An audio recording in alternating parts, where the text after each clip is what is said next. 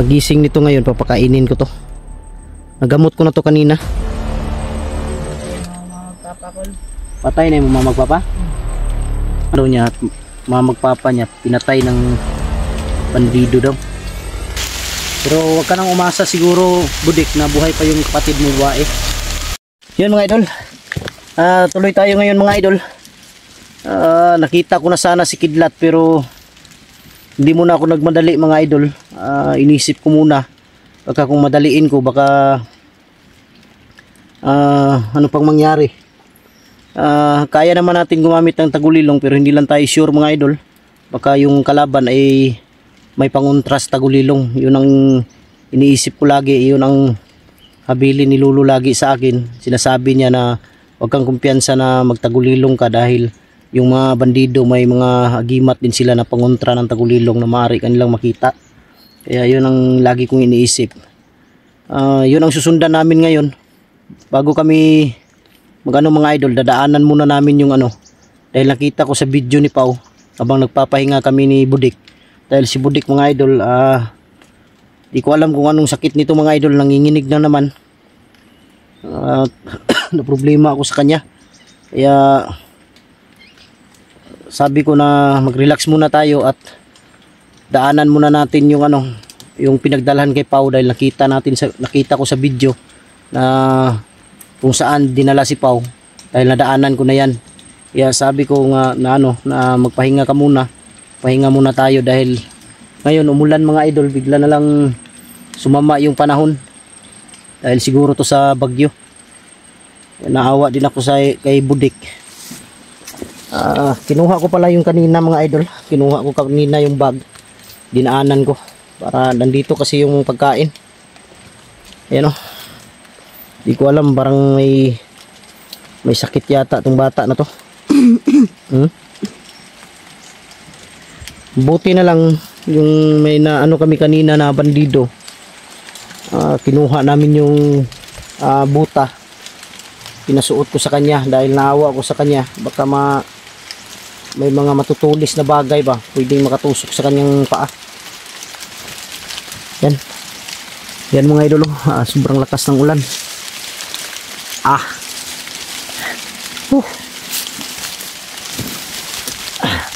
Silong muna kami saglit dahil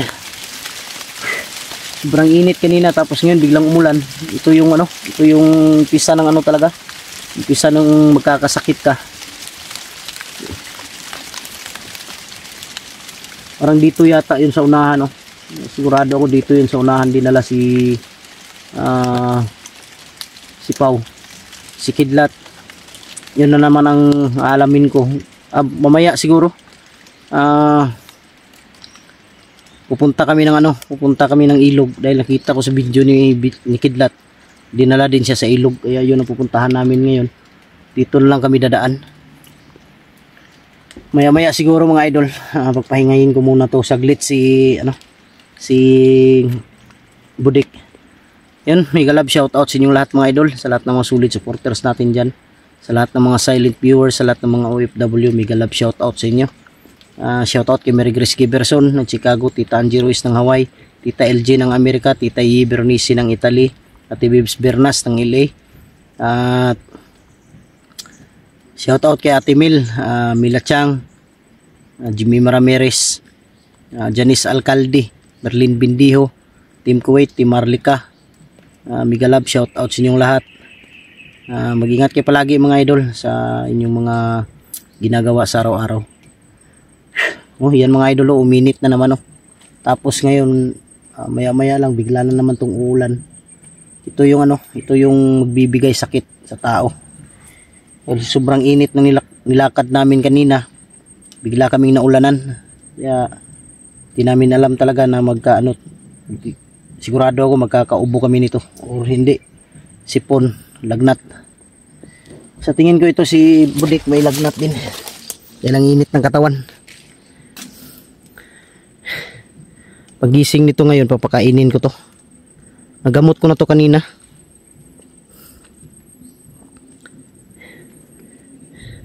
May sakit siguro tong bata na to. At tatanungin ko rin siya ngayon mga idol kung may pamilya ba siya. may mga magulang pa ba or kapatid? Yun ang tatanong natin sa kanya ngayon. Dek, okay ra ka? Ha? Okay ra ka? Kira kon. Sige. Kaya na ni mo lakaw di pa? Kaya na kon. Sure ba? Daplin ito, kasi mo agi dia. Ay lang siya pugsa, pa-relax ta. Para sa imo ni. Di para sa kuha, okay ra sa kuha magbinaktasay ta. Tudantod ta magbinaktasay. Ikaw lang mag-relax ka. Dito kami sumilong mga idol sa puno ng bayabas. Buti na lang may mga bunga to kanina. Yun ang kinakain namin, kinakain ni Budik. Kurog pa yung kamot? Kurog pa? Nginginig pa daw yung kamay niya mga idol. Siguro ano to ba? Pasma? Ano ba? Tawag dito yung wala kang kain tapos lagi kang naiinitan dito sa bundok. Tapos biglang ulan, yan ang kadalasan talaga, manginginig yung katawan mo. Dahil lang init, masama sa katawan, tapos bigla kang nabasa, bigla kang naulanan. Buti na lang nagkasya sa kanya kanina yung nagkasya sa kanya yung buta ng bandido. Kaya sabi ko sa kanya na magpahinga muna tayo kasi hindi natin alam ng bigla kang mahimatay ba, baka biglang mahimatay. Kasi kanina habang nagpapahinga kami, hindi dito banda, doon pa sa unahan dahil pababa kami. Tiningnan ko kasi yung video ni Pau, kaya yun ang pupuntahan namin. Naglalakad kami, nagpahinga kami saglit, bigla na lang siyang natumba, nahimatay. Tapos yung kamay niya, grabe yung ninig ba. Baka may parating nga bandido ko lo. Ha? May parating nga bandido. Nay bandido? Ailag kuan, ailag. Diyan lang ka. Hindi lang. Hayaan mo yan. Nas malayo yan. Dala ng hangin yan. Importante makapagpahinga ka.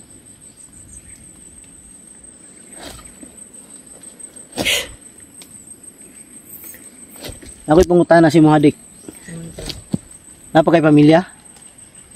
Patay na ako mga magpapakol. Patay na yung mga magpapa? Ano man? Sino ba't yan? Patay o bandido ko. Bandido ang nagpatay?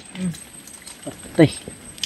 Yun mga idol, yung magulang daw niya at mga magpapa niya, pinatay ng bandido daw. Wala ka igsoon? Nakakon, babae ko lang, pinakapakol. Babae? Niya asa man ron? Girip man to kon. Girip? Mga bandido. Bandido ang nagrip? Niya buhi pa? Ba't lang ka rin dyan? Wala ka kabalo asa? Hindi ako kabalawin. Ano man? Kung tiguan ko, hindi doon yan. Diyan ako hulog ko lang. Hulog mong kotokon. Nana ko hulog ko ba? Bunitan. Gunitan? Tigulang? Nagtais talaga. Yun mga idol. Ang mama at papa niya pinatay ng bandido. Ang ate niya, kapatid, ginasa ng bandido daw, dinala ng bandido. Tapos nilapitan siya ng matanda. Nawakan daw ang ulo niya. Hindi na, pag gunit siya mga ulo, sa may kuha mo, kasi may paminaw ni mo siya kagulingon. Init ba ka ako? Pag init ipusin. Pag gunit po siya, wala ka kabalo. Hindi ako kabalawin. Hypnotize gani ka. Mabuti na lang, naalis natin yung hypnotize sa katawan mo. Yung mga idol, pagkatapos daw patayin ng kanyang magulang at gahasain ng kanyang ate, tapos ang kanyang ate dinala, siya ang naiwan, nilapitan ng matanda, inawakan ng ulo. Pagkatapos nahimatay siya saglit, pagbangon niya, binigyan na siya ng baril, tapos inawakan na niya. Hindi na niya alam mga idol yung nangyari sa kanya. Kaya yun ang tinatawag na mga idol, na hypnotize. Naalis yung alaala ba sa utak ng tao. Mabuti na lang na gamot natin sa pamamagitan ng bigay na orasyon ni Lolo Pedro. Kaya malaking utang na loob ko talaga kay Lolo Pedro. At tayo tadre, basa kita dre. Nakatambal yan. Tambal? Wala naman to yung tambal, nahurot naman to kanina god. Ubos na kasi yung gamot mga idol na pinainom ko sa kanya kanina.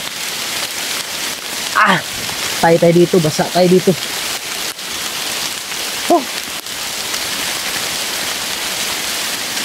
Samot gini mong kuan ba.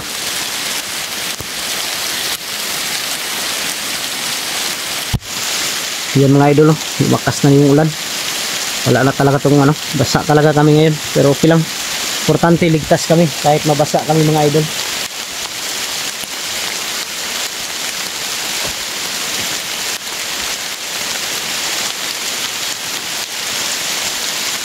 Sam, kaon ka? Napa may kuan dre, napa may biskwit dre. Kaon ka? Sige. Kaya lang ha. Kain daw siya mga idol. May natira pa naman ako dito ano. Biskwit.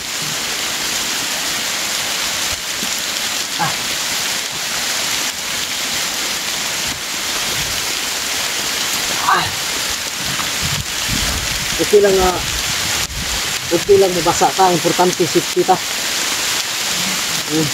Okay lang mabasa ka. Try mo kani?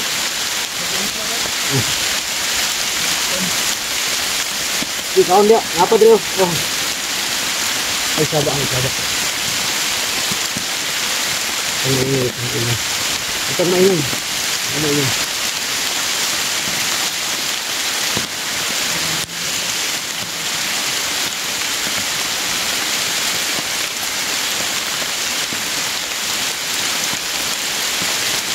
Huwag ka mag-alala, dito ako.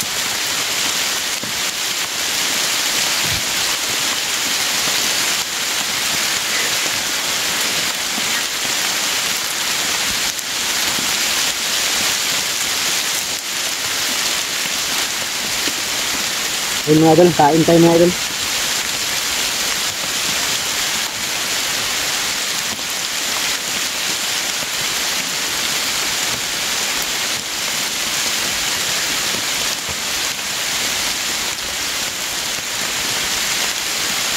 So katuot pagkaasa mo na suyo. Bukid.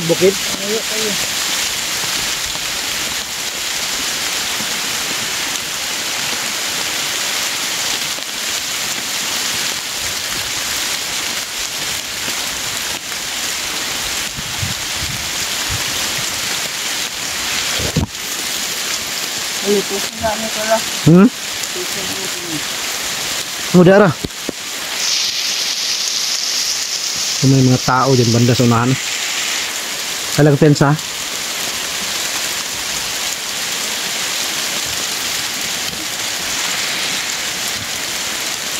Mga tao dyan.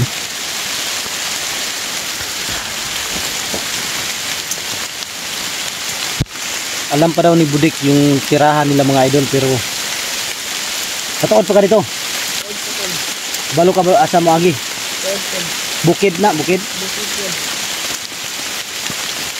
Alam pa daw niya mga idol kung saan yung bahay nila sa bundok. Kung saan doon namatay yung yung magulang niya. At yung kapatid niya mga idol, hindi daw namatay, ginahasa yun. Tapos dinala daw ng mga bandido. Pero wag ka nang umasa siguro, Budik, na buhay pa yung kapatid mo bae. Dahil alam ko pagkatapos gahasain yun, papatayin yun. Kung sa may paminaw ni mo si mong kwan, kung sa may naasi mong dughan karon, isig bati ni mo yung anak na hitabo. Sakitan ka? Siya, gusto ka mo balos, tabangan ta ka. Ha? Tabangan ta ka, balos ka. Itulungan kita para makaganti ka sa kanila sa ginawa nila sa kapatid mo at sa magulang mo. Kung bahala sa'yo. Ha? Huwag ka mag-alala, tutulungan kita. Marami na ako natulungan, Budik, nagbagong buhay. Kaya gagawin ko rin sa iyo yan. At makipagtulungan ka rin sa akin sa lahat ng nalalaman mo sa mga bandido. Ha? Buti yung magkaliwanagan tayo para maisalba yung buhay ng mga kasama ko na nabihag. At syempre maisalba ko rin yung buhay mo. Bata ka pa, marami ka pang kailangan gawin sa mundo. Imbis na baril yung hawak mo, dapat ang hawak mo ngayon ballpen, libro, notebook. Nandun ka sana ngayon sa paaralan, pero yun na nga, na-hypnotize ka. Patay yung magulang mo. Wala ka sa sarili dahil sa pag-hypnotize sa'yo. Pero huwag ka mag-alala. Tutulungan kita. Ha? Nag-aral ako dati ko. Nag-aral ka? Pero anong natapos mo? Sa bundok, sa lugar ninyo may paaralan? May paaralan. Mabuti kung gano'n nakapag-aral ka para kung sakasakaling maibaba kita ng makababa tayo ng ligtas. Pwede kitang paaralin. Pero hindi mo itago muna kita sa isang lugar na walang nakakaalam. Baka balikan ka. Kailangan nasa lugar ka na matago ka ba? Ha? Gusto mo mag-aral, walang problema. May tutulong sa'yo. Lahat ng mga klase ko, ang bandido na rin. Hanggang ngayon. Mga classmate ni mo? Uncle. Ang dami. Mga classmate daw niya mga idol, naging bandido na rin daw. Mga bata pa po. Ako rin pinanagawa. Kaya ikaw lang yung matataas, mas mataas ang edad. Alang niyang buhay. Kung may makita tayong bandido, makilala mo kaya na classmate mo yan para matulungan din natin may baba o makuha natin sila. Nakilala mo, ituro mo lang sa akin. Kung may makita tayong bandido, sabihin mo sa akin na yan ang classmate ko para hindi ko mapatay, ha? Ano na?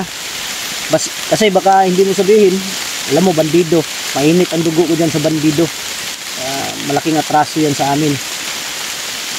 Baka mapatay ko bigla. Pagkatapos huli ka na magsabi na classmate mo patay na. Kailangan magsabi ka kagad, ha? Para hindi madisgrasya. Ang mga idol, okay lang nabasa talaga, yun ang sabi ko. Okay lang na nabasa kami, ang importante ay ligtas kami.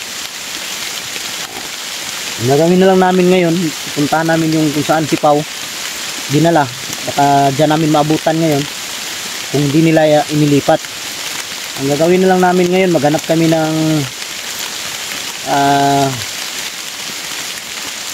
ng matambayan ngayon na may kubo. Kahit walang dingding, basta may bubong lang, okay na yun. Hindi lang kami mabasa. At tayo yung mga gamit natin, ay sabagay, yung mga gamit ko mga idol, yung mga damit, hindi mabasa yan dahil nakabalot ng plastic sa loob. Off ka muna tayo, ha?